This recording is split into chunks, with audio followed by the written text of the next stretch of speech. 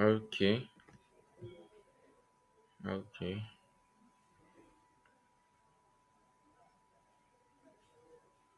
Good evening, good day, everyone. Please, am I audible? Can you hear me?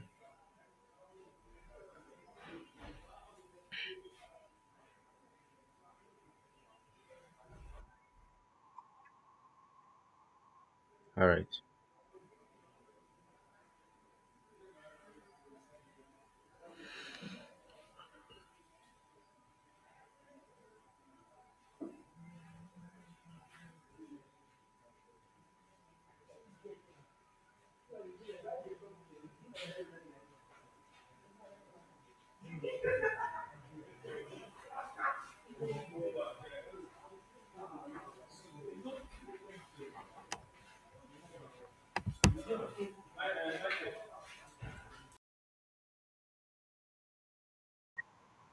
Okay, all right. So, good day, everyone.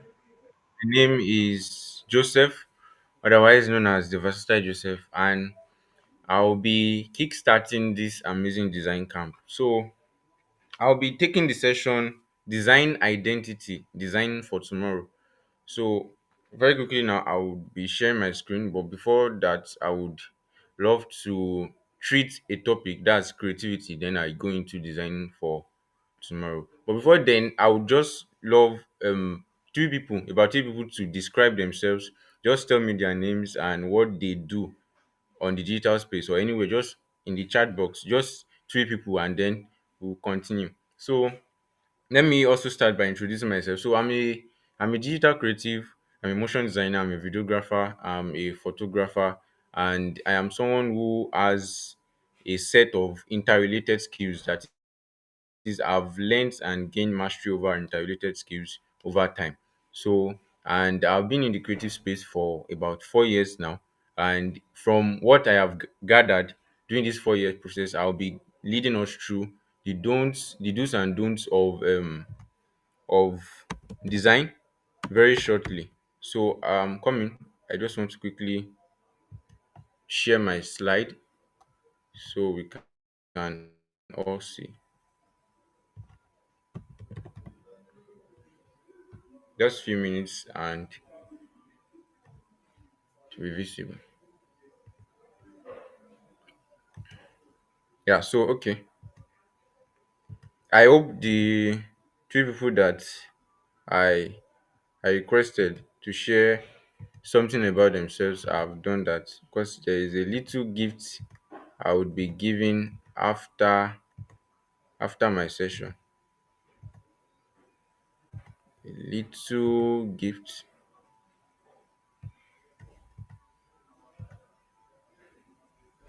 Okay.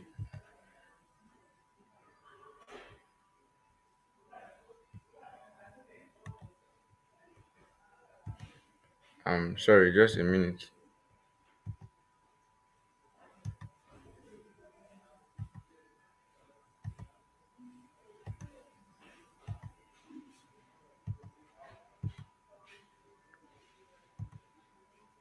All right. Sorry, please. Can you see my screen now? I would need a response to be sure whether my screen can be seen. All right. Okay. I think my screen can be seen. So displayed on my screen here is a title called "Psychology of Creativity."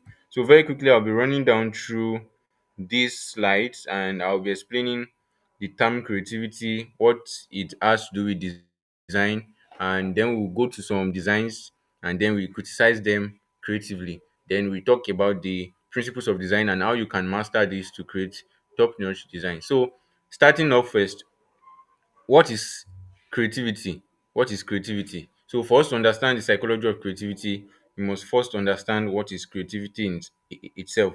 So for me, I see creativity. I have many definitions here, but we'll be going through them one by one. So for me, I see creativity as sight or in perspective now. In that's in relation to design, how different people see things, situations, etc. That's a definition. Now let me just enlarge that.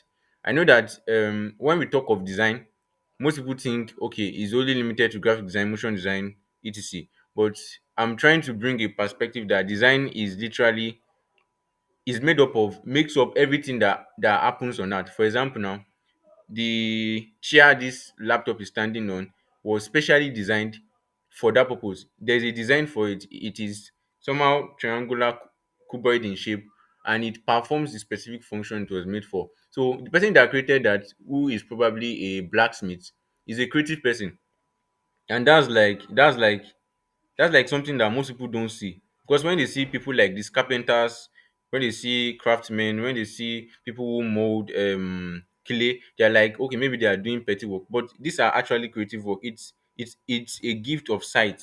How you see things, how you see the natural environment, creativity. And then another definition here is creativity is the human response to problems. So problems brings about creativity. The presence of a problem is the need for a creativity to solve that problem. So creativity is the human response to problems. Example, you have digitalization, automobiles, phones, internet. For example, now the reason why we have the internet rather, is because somebody got tired of the manual method. He got tired of sending traveling 10 kilometers to deliver a mail. He got tired of doing petty things. He just got tired, and that's where this phrase comes in shape. People usually say lazy people are the most creative people. In this perspective, I think they are right. I believe they are correct, because lazy people don't want to do work. Like they want to work, oh, but they want to do it at their own comfort. So for them to do work at their own comfort, they create a way. That way is sponsored by creativity.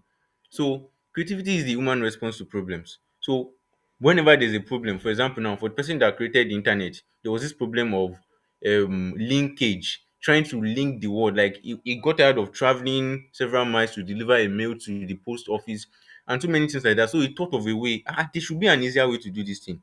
So he thought of the internet, and everything added up, and there we go. And then we have phones too. We have automobiles. I remember the first kind of phones that were produced. I think they are called landmines, or something like that, where they had to bury wire underground and then connect across several parts of the world through these wires. And then upgrades we've seen like major upgrades in this technology. We've seen over the years there has been more technology, more growth, more creativity, just to reduce the amount of stress. The main goal of creativity is to reduce stress rather, to reduce stress, just to make everything easy,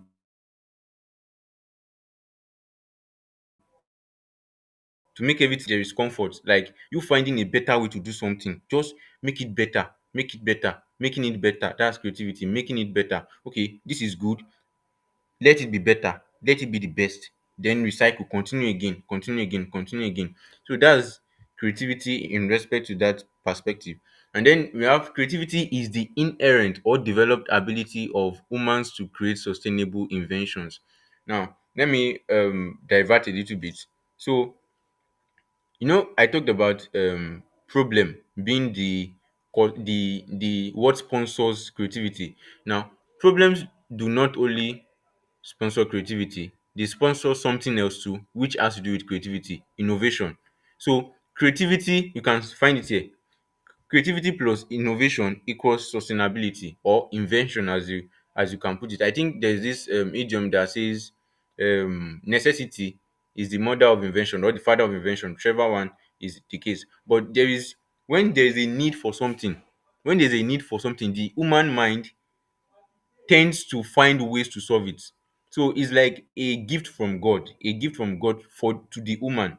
Like when there's a problem, the human mind tries to find solution to that problem, either through physical means, spiritual means, any means. But when there's a problem, the human mind is naturally inherent to find solution to that problem. So you finding solution to that problem is creativity, because you have to make a number of decisions, like go one way, do like this, come like this, go like this, all those things. So creativity is inherent, and this means there is nobody that is not creative. I am personally I have that belief system that there is nobody on earth that is a human being that is not creative. Even animals are creative beings. talk less of human being. So I personally believe that there is not creative inherently. Now there are some people that are creative, but their creativity is not like another person's own. Like, yeah, is understandable. That's why the word developed is there. So in as much as, okay, maybe somebody's creativity is 50% and then someone's own is 25% and then someone's own is 75%. Now they are all creative, but they have different levels of creativity. Now you staying at 5% is your fault, because creativity is not just inherent, it is also developed. So you can develop your creativity from 5% to 20% to 50% to 100%. It's possible. So not staying at 5% is the person's fault, because it's also a developed ability. The more you create, the more you become creative. The more you create, the more you become creative. So it's like you do something to gain something. You do something to get something. Some people say no pain, no gain. Abi, and we'll look into it as we continue. So now, I said there that problems are the unwanted situations, while creativity is the wanted solution. Yes, nobody wants problem. I heard there's this popular meme or something that says, I don't want peace. The person does not want peace, because I can't put myself in the situation of the person. The person does not want peace, he wants problems. So it's really weird to have that kind of human being that wants problems. But either ways, the presence of problem urges the human mind to find a way out. That's creativity. So yes, so let us go to the bone of contention tonight: creativity in design. So now let's, okay, design. Should I branch, or should I like specialize in design mainly? What the digital design perhaps? So okay, let me start with design. What is design? How does creativity affect the output and quality of designs? Okay, let's limit it to the digital world now. So I have here that design, understanding what design is and what design is not. So here is a quick definition. Design is the link between creativity and innovation, while the process of design is known as the creative process. Now, I don't want you to get confused. Now, just think of it like this. Now, there is a source and there is a receiving end. There is a source, please follow me. There's a source and there's a, okay, let me use an example.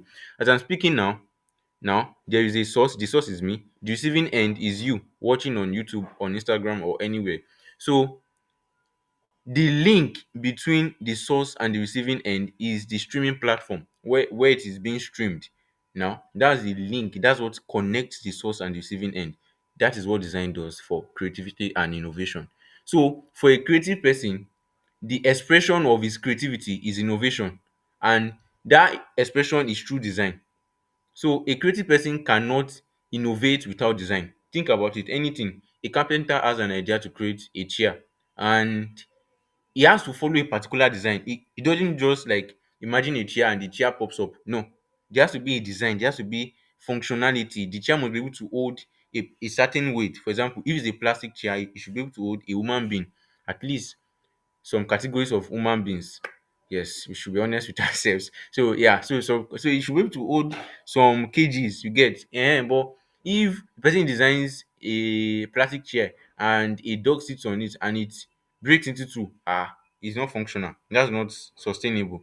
So design is the link between creativity and innovation. Now it doesn't stop there. It says why the process of design, that is the process of you designing, coming up with a structure, with a design, is known as the creative process.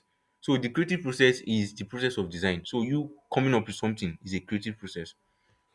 So now let me quickly go over here to the creative process. Now we are going to be looking at what you do to what you do in the creative process. Basically, what when I say I'm in a creative process of doing something, what do I mean by that? So now the creative process is everything that happens before a design is created. Now let's bring it down to digital design. So I know I have graphic designers here. I know I have motion designers here. I know I have UI UX designers. I know I have web designers. Anything design on digital space, you need to go through these 5 stages. Now the first part is observation. Observation. Observation is very key. Observation involves the study of the problem or task given. Okay, let me use an example of a graphic designer. For example, now a client reaches out to you and is like, okay, I need a banner for my wedding. I'm going to be conducting a wedding on that first of Kinikon Kinikon. Give me a banner. and or give me brand the wedding for me. Let's be professional now. Let's leave banner. Brand the wedding for me, and then you sit back and then you observe. Okay, the first thing you do is like, okay, you examine the worth of the project. Maybe okay, you come up with a price range. Okay, say for this project, and depending on your skill and the level of your expertise, you're like, okay, I'll do this thing for you 120K for everything, for the branding, for the stuffs and everything. I'll do it for you 120. And then the guy is like, all right, no problem. And then the guy leaves everything to you. So automatically now you are in charge of the design project. So you have to come up with the ideas, you have to come up with the mood board, and everything you have to do is now basically your work. So the first thing you have to do is to observe. So you have to observe, study the problem. Now the problem in this case is the branding project. I know most people don't see it as problem, but the people that don't see it as problem are the people that maybe perhaps you have not experienced that point where you are trying to do something and it's not giving you what is in your head. Like you are imagining something and you're trying to bring it out and it's not giving you. So like observation is like you studying the problem. Okay, so now I have a wedding in hand, a wedding banner, banners. I have to create banners, backdrops, etc. And then you have to start thinking, okay, how do people who create wedding designs, how do they create them? Or you first observe the problem, you first study it. Okay, wedding, which kind of font will I use for a wedding? Which kind of feel will I use for a wedding? Which kind of color? What is the brand color? Which brand am I going for? What am I doing? And etc. Then this leads us to our second step, which is meditation. I know that many people might have a little bit issue with this word.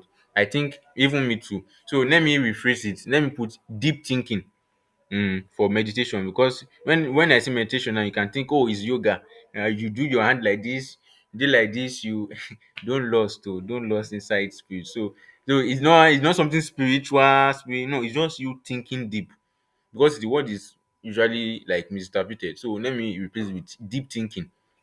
So deep thinking is the powerhouse of the creative process. So the more you spend time thinking, deeply thinking, it is the ability of the designer to process multiple solutions to the problem or task given. That is, you are not just processing one. For example, do you do this too? I think every creative person does that. You just sit down and maybe you are given a project and you just start imagining. Even when you are not given a project on your own personal project, you just start imagining, if I put this in like this, I put the font like this is what it will give me. Something like that. That's deep thinking. You sitting down after observing the problem now, sitting down and then thinking, thinking on what you want to create, thinking on it consecutive, like always thinking on it. Maybe you think on it for like 15 minutes, you stop, you go and eat, because food is important too in design.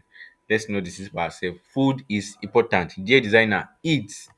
Yes, there is a reason for me saying that. So sometimes you not getting ideas can be because you are not eating well. So heat too is important. So yeah, so meditation, just sit down, eat, come back again, think again for another and then as you are thinking, please don't make this mistake of just thinking, because your thoughts are what's the word now? Your thoughts are, they are light, they can disappear easily. So when you are thinking, write it down. This is a book. I think you can see the book now. So when you are reading, when you are thinking, sketch. Okay, I think I have a sketch here. So yeah, this is an example of a sketch. Sketch down. This is something I thought about and I sketched it out. So I know you might not understand what is there. It is personal. I use codes for me to understand, but sketch out your design. Sketch it out how you want it to be. The text where you want it to be. Sketch it out. So that's another tip. And then another one is research making. So now that you have thought, you have sketched out your design, you have sketched out your motion design, your web design, your UI UX, how you want the triangle to be, everything. The next thing you do now is you make research. You make research. You make research. So research making. That's I don't want to touch this side, but let's leave it. So let's continue research making. So research making is now you going to the internet or going to a source that can give you what you need to solve that problem. Look at it. It's the process of gathering tangible information on the problem or task given. Gathering. For example, now you're a video editor and then they give you a wedding video to edit. Automatically, you are using a love kind of song, instrumental, something like that. So you go to Pixabay, you go to music bed, you go to Artlist. Those are sites that can give you the kind of videos you need. And then you search for instrumentals, you search for acoustic guitar instrumentals and all those things, and then you download them. That is research you are gathering. Or if you don't have tangible knowledge on that, you can also search the internet and look at YouTube. You look on the various types of wedding videos created, you study, then you observe, and then that's how you develop, and that's how you grow, and that's how you become better. So the selection process, that's the last step now. Selection process involves the designer's choice or method of approach to the problem or task given. Now you have done every previous step. Now this is the action point. Now you going to work. Now I wrote something here. It says it involves choosing the right software or tools for the problem, e.g. Pixel Lab versus Photoshop, Canva versus Pixel Lab, Highlight Motion versus After Effects. I'm shaking tables. Yes, I know. I want to shake it. I like shaking tables. Yeah, actually, okay. So this is not the last part. The last part is the actualization process. Sorry, I made a mistake. So oftentimes we see this, we see it. We see this fight, usually on social media. Pixel Lab versus Photoshop. One person will post something on Pixel Lab and say, if they burn you well, do it on Photoshop. One person will do on Photoshop and say, if they burn you well, do it on Pixel Lab. One person will do something on Pixel Lab and say, Canva can never do this. Another person will come and say, okay, let's leave it. So it involves choosing the right software. Know what works for you. Know what works for you. Know what works for you. If it's Pixel Lab that you need to do what you want to do, use it. If it's Photoshop that can do what you want to do, use it.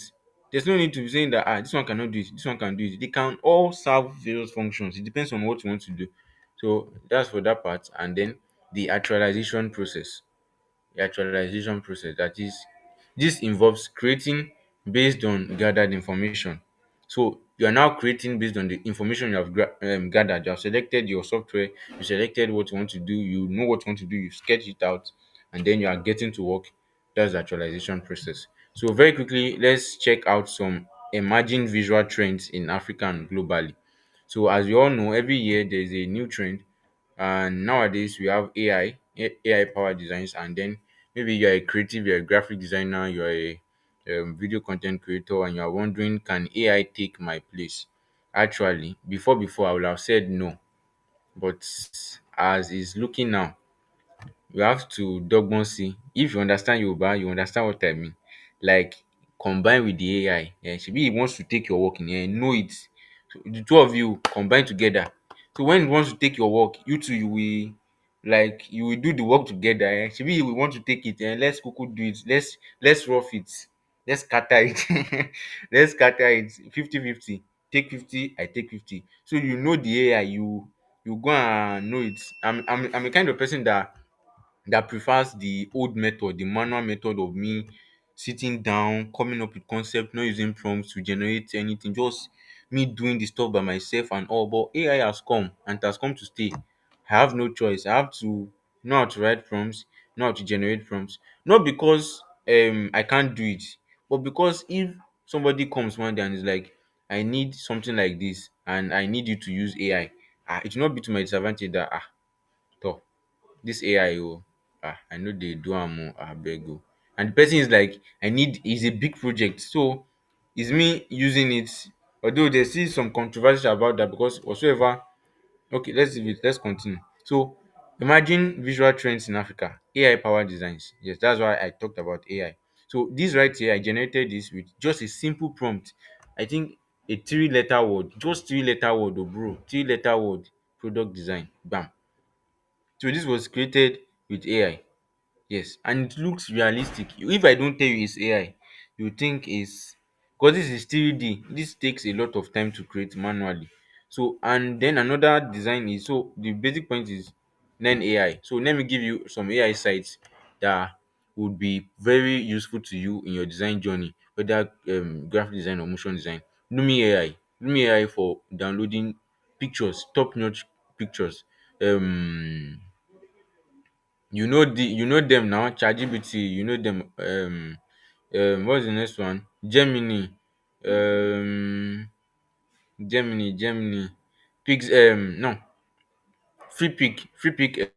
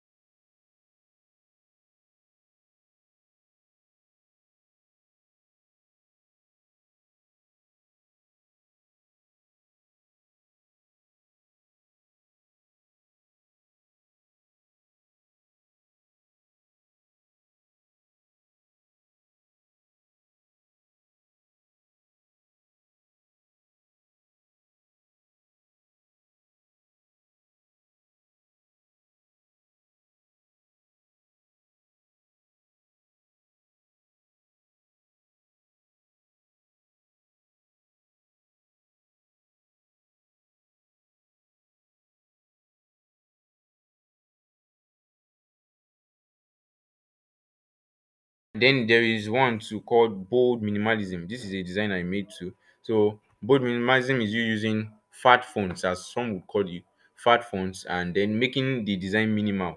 Minimal as in there are little elements, not too much, making it as simple as possible. So I think I'm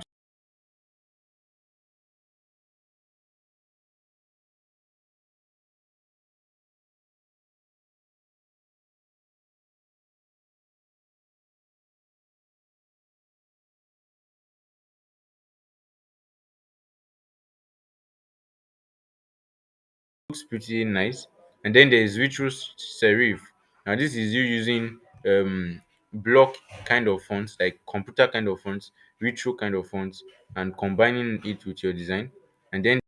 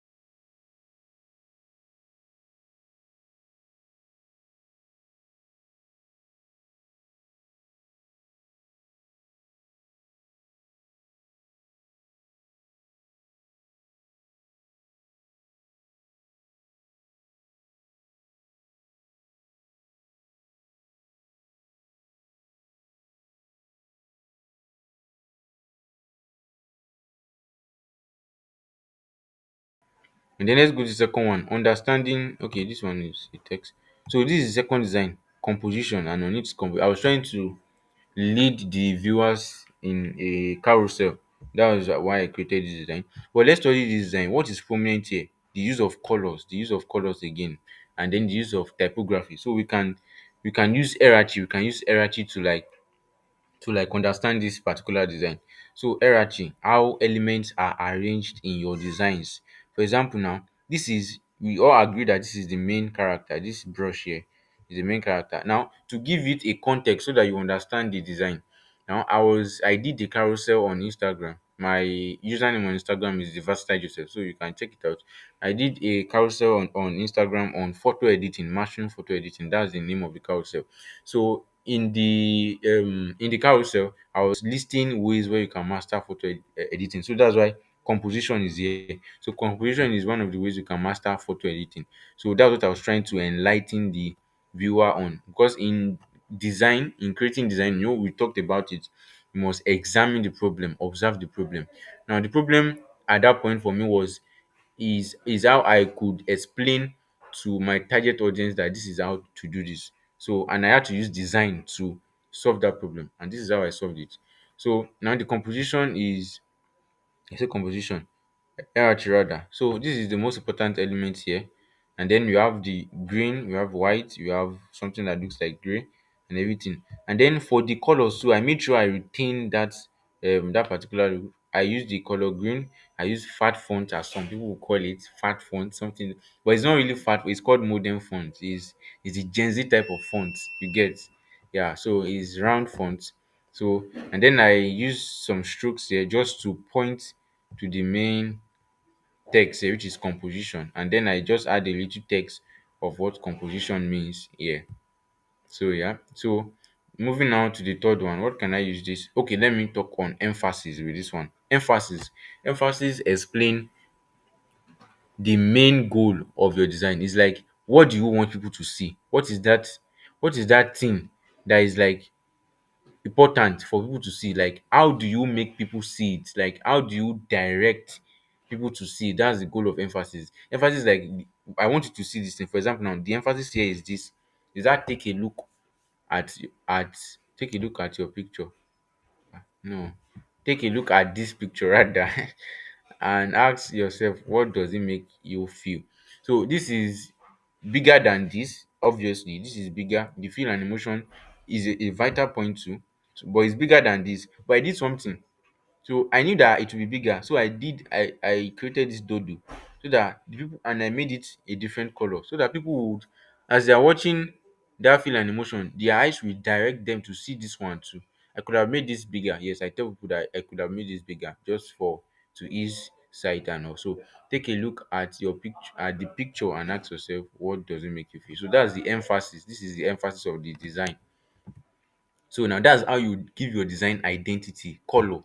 Now my brand color is white, green, white. Yes, it's not green, white, green. I'm a Nigerian. I'm proud to be a Nigerian, a Nigerian rather. So in my own color, so I retain the Nigerian color. So my own is white, green, white, not green, white, green. So white here, green here. That's my identity. That's, you see, in everything I did for this particular one, I made sure for this particular carousel, I made sure the color green and white is most prominent. I use the color yellow too, just to like disrupt the eye and cause emphasis. But other than that, white, green, color, you can use color. Once they know you for a particular color, for example now, Coca-Cola, red, black, white, that's Coca-Cola. Any day, anytime. On their bottles, you see it.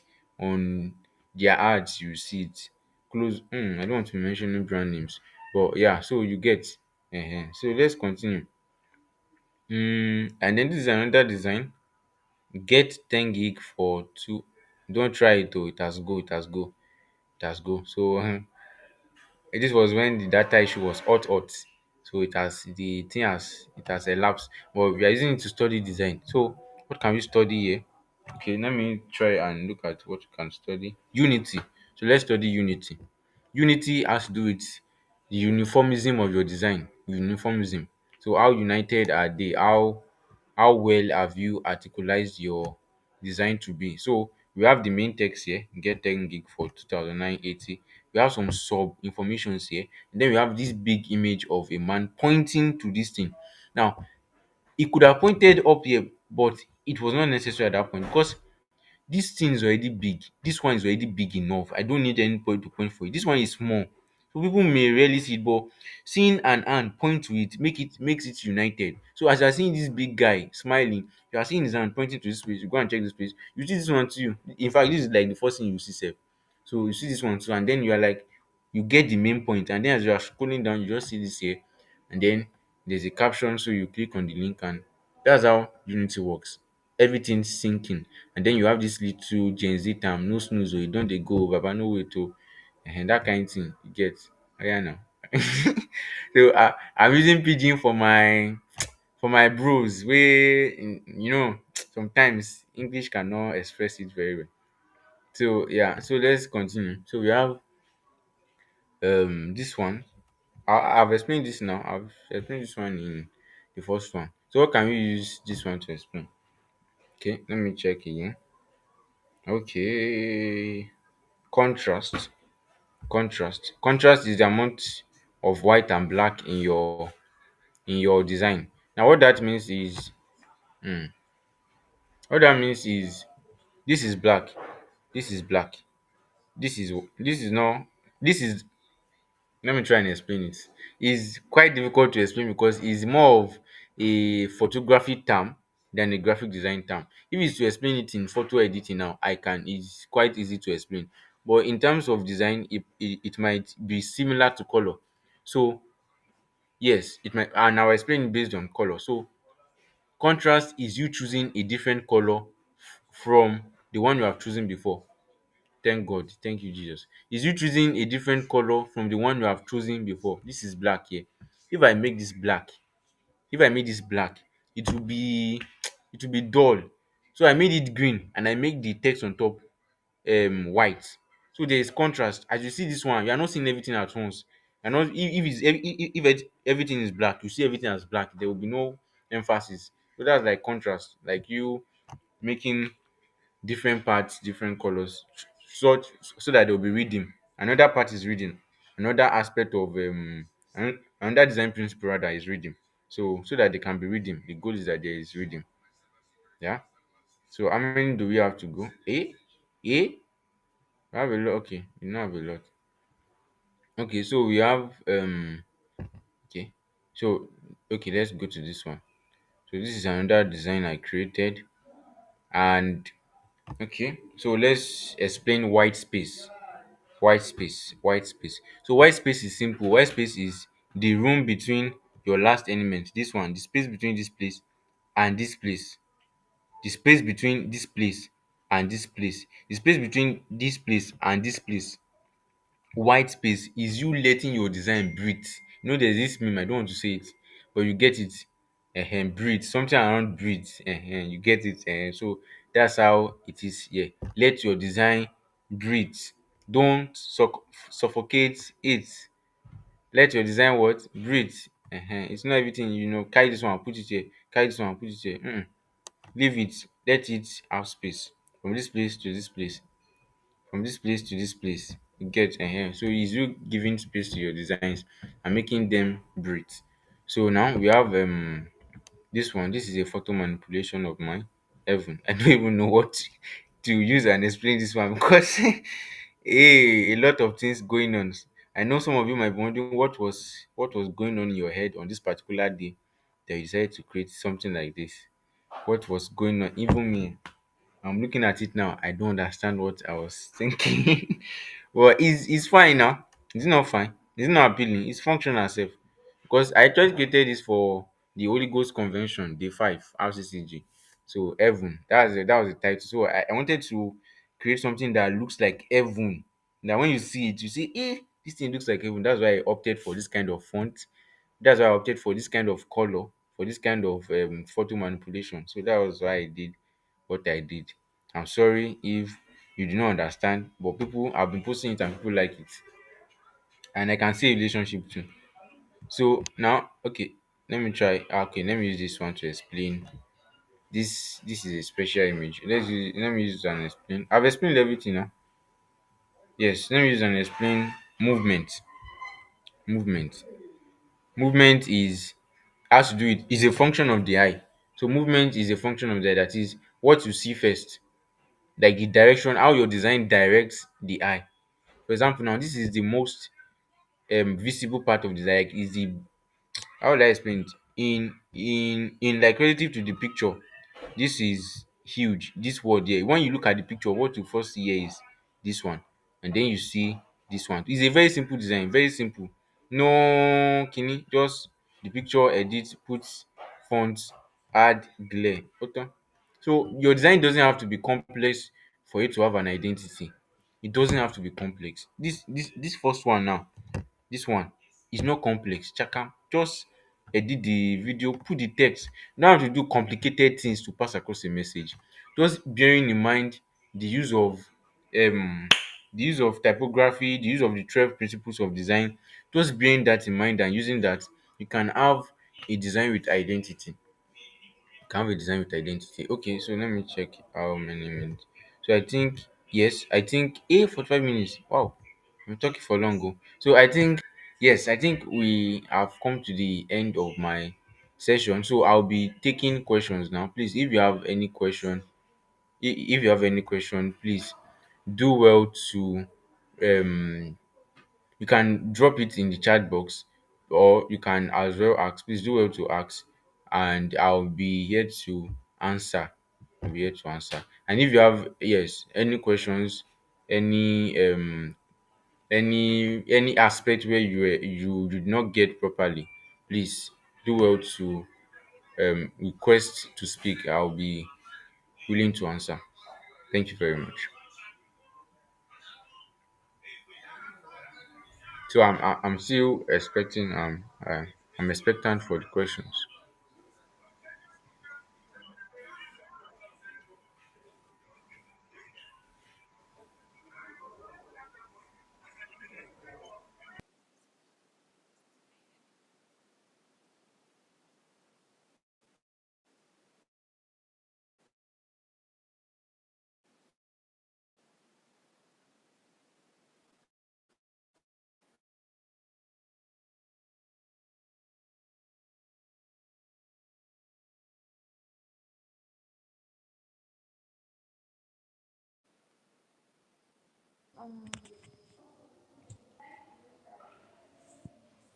Can you hear me, sir? Yes, I can hear you. I can hear you.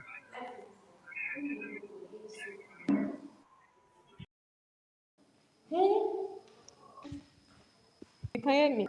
Okay. So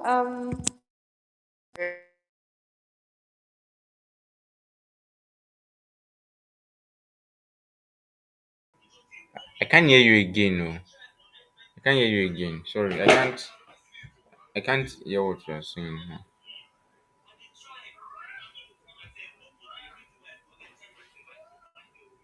Hello. Sorry. Please, I can't. I can't hear you.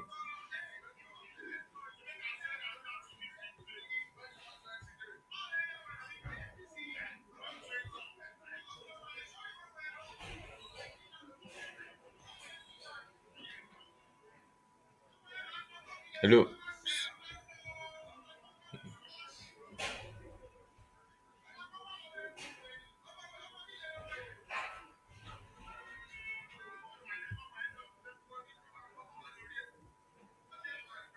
Hello. Sorry, I can't. I can't hear you. Hello.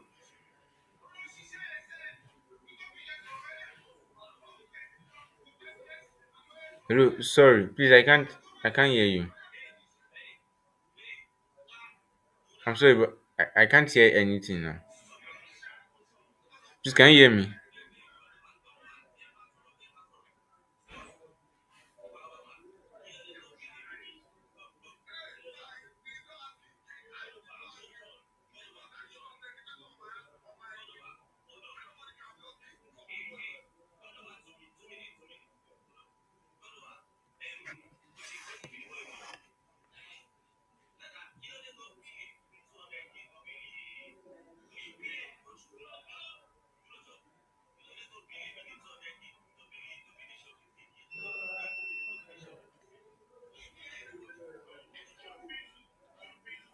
Hello, hello, please, can you hear me?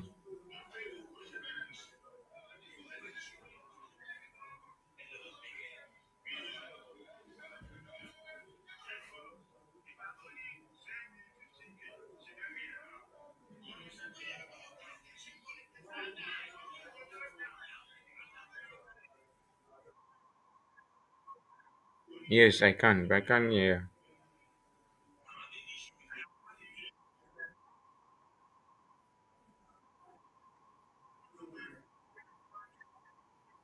There's nothing there.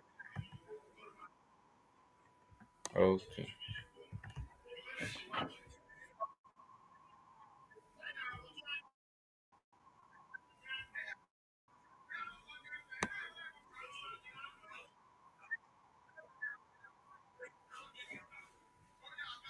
okay, there's no question.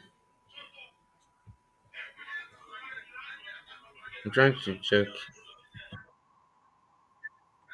I'm trying to check now.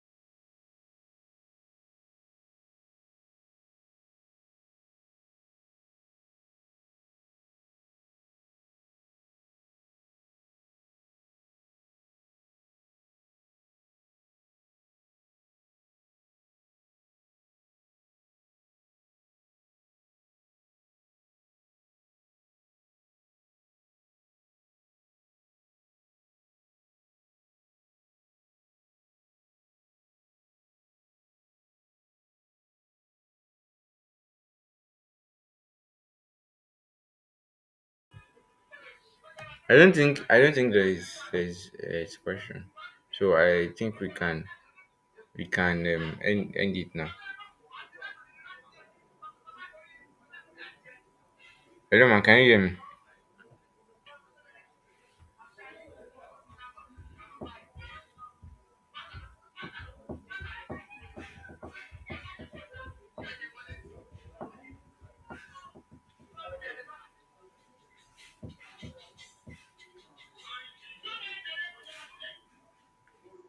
Hello, hello, can you hear me? Okay, I said there is no question currently. There's no question currently. Yes, ma'am. All right. So okay. So can I leave the conversation or okay? All right. Okay.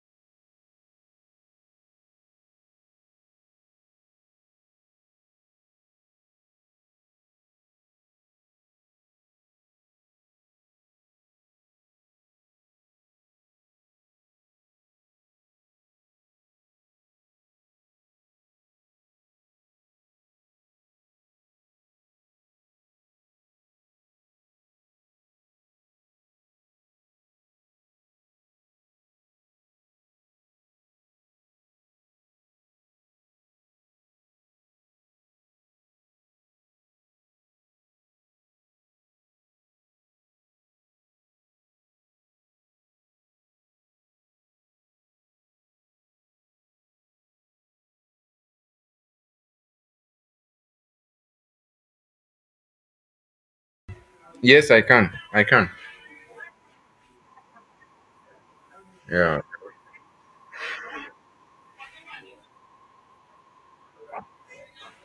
The light. I can hear you through any. I can hear you currently. Yes, I'll be able to hear you through that. Great to God. It's an opportunity to. Yeah, no problem. I appreciate God. Thank you very much for the opportunity to share my knowledge too. Yes, I can. Okay, Sabi. Okay, I'm coming.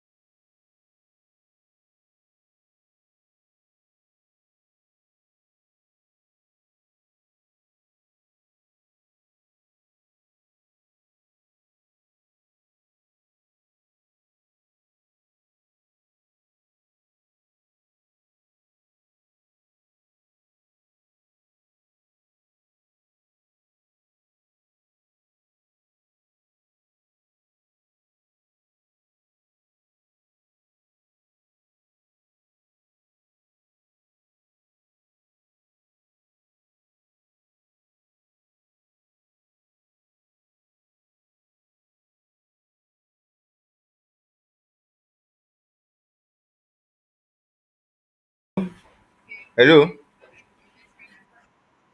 Yeah. Yes, I can.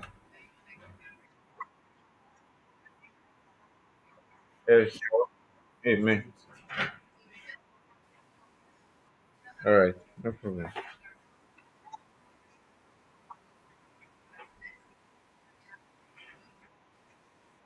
Okay. Yeah. Yes, I can. My social media handle for Instagram is the versatile Joseph. D underscore versatile underscore Joseph. And then my WhatsApp number is 090 277 298 19. I wish there's a place I could have typed that, but I'll come over it again. 090 277 298 19. That's my WhatsApp number. So you can reach out to me. And again, I said, oh, three people. But yes, the three people can reach out to me on WhatsApp. I have a small gift for them. A small gift. So thank you very much for the opportunity. Yeah, thank you. Amen. Amen. And you too. Thank you.